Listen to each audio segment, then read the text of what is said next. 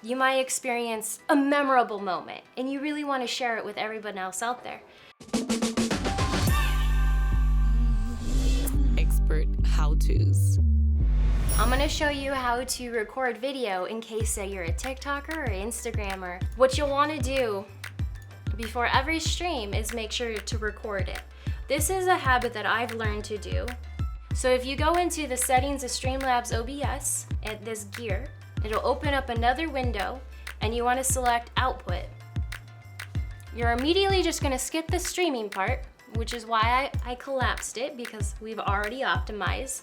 Below it is recording. So here you're gonna see the format that it comes out at. Your computer would have already selected the best option, and in my case, it selected high quality, medium file size, and the recording format. You're going to wanna select the recording format that best suits you. I always pick MP4 because I can then use that on Instagram and TikTok.